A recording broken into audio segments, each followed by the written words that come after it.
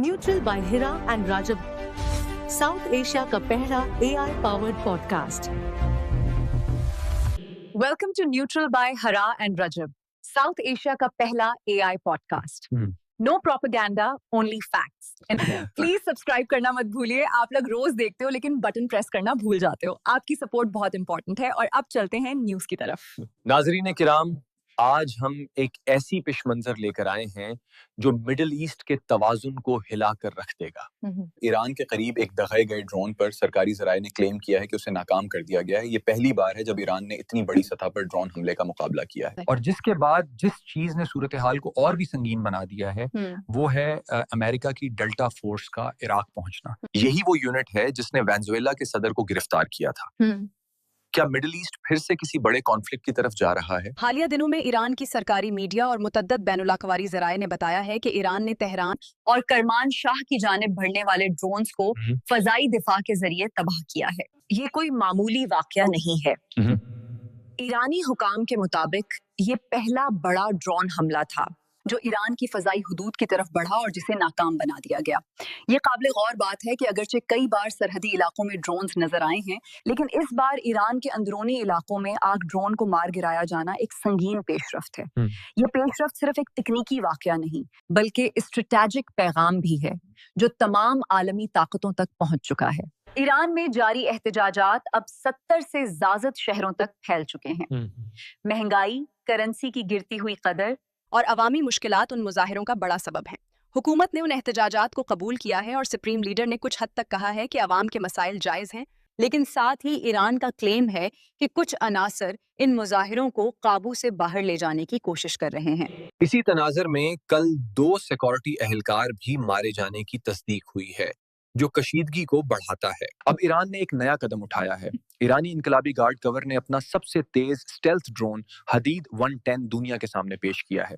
ये ड्रोन तेज रफ्तारी, स्टेल्थ सलाहियत और जदीद सेंसर से लेस बताया जा रहा है। सिर्फ ड्रोन ही नहीं, ईरान ने अपनी दिफाई सलाहियत भी आलमी सतह पर दिखाई है। मिसाइल्स, एयर डिफेंस सिस्टम्स और दीगर जदीद फौजी आलात को पब्लिक डिस्प्ले पर लाया गया है। यकीनन ये एक वाज़ेह इशारा है कि ईरान अब दिफा के साथ साथ खुद को एक काबिल अमल फौजी कुव्वत के तौर पर पेश करना चाहता है। अब एक बड़ी पेशरफ्त जिसने आलमी नजरों को पूरी तरह अपनी तरफ खींच लिया है, अमेरिका की एलीट यूनिट डेल्टा फोर्स, जो वेनेजुएला में बड़े ऑपरेशंस की वजह से मशहूर है, अब इराक पहुंच चुकी है।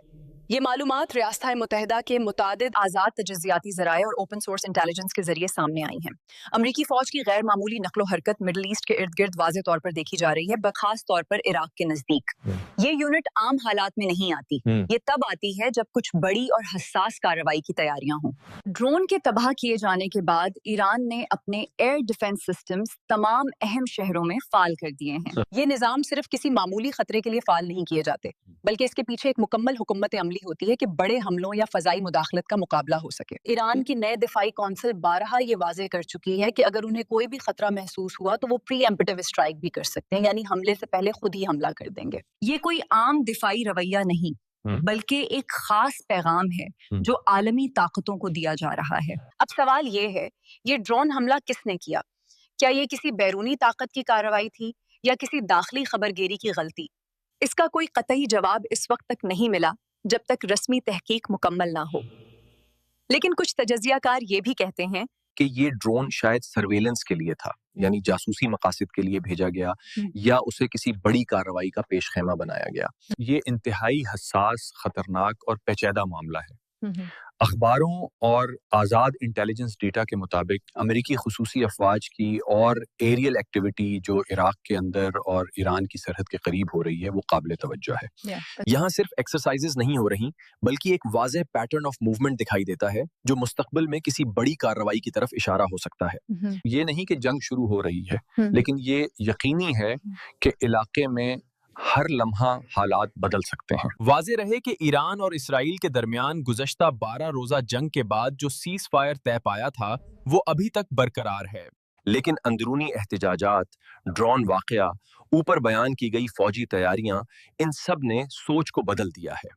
इस सीज फायर पर अब खुले आम सवालात उठ रहे हैं कि आया अब ये दोबारा मुतासिर हो जाएगा या हालात उससे आगे बढ़ जाएंगे। जब आप सिर्फ एक वाकया ही देखें तो बहुत कुछ छूट जाता है, लेकिन जब आप कॉन्टेक्स्ट, सिफारती बयानात, फौजी नकलो हरकत और आलमी रद्द अमल को साथ रखकर देखते हैं तो एक मुकम्मल तस्वीर सामने आती है। अब जबकि ईरान के अंदर एहतजाजात वायलेंट हो चुके हैं, ड्रोन हमला हुआ है और दफाई निज़ाम फाल किए गए हैं, अमरीकी खुसूसी अफवाज मशरक़ वस्ती में मुतहर्रिक हैं, इलाके की कशीदगी आलमी सतह पर रिपोर्ट हो रही है। तो ये कहना गलत ना होगा कि मशरक़ वस्ती फिर से एक नाजुक मोड़ पर खड़ा है। ये सिर्फ एक ड्रोन वाक़या नहीं, ये महज एक फ़ज़ाई मुदाखलत नहीं, ये वो लम्हा है जब तमाम बैनुल-अक़वारी ताकतें एक हसास और खतरनाक सूरत हाल में घिरी हुई हैं। हम दुआ करते हैं कि हालात सुकून से हल हों और कोई बड़ा नाखुशगवार वाकया ना हो। लेकिन हकीकत यही है कि दुनिया एक ऐसे दहाने पर है जिस पर एक छोटा सा कदम भी इंतहाई अहम साबित हो सकता है। ये थी न्यूट्रल बाय हरा एंड रजब की ताज़ा, तफसीली और न्यूट्रल रिपोर्ट। अगर आपने आज की रिपोर्ट से कुछ नया सीखा है तो वीडियो को लाइक करें, अपनी राय कमेंट्स में जरूर दें और इसे शेयर करें ताकि मजीद लोग भी बाखबर रहें। अपना बहुत ख्याल रखें। अल्लाह हाफिज।